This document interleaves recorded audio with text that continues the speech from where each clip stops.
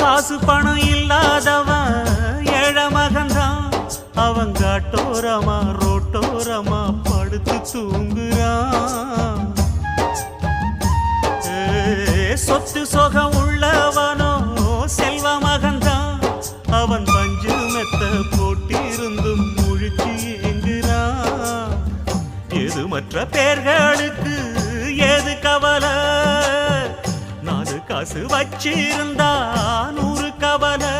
இங்கு ஆசை வச்ச நெஞ்சுக்கெல்லாம் அமைதி இல்லையே. என்ன வேலை அது என்ன வேலை? மன நிம்மதிதான் இங்கு என்ன வேலை? எந்த கடை அது எந்த கடை? அதை விற்கிறது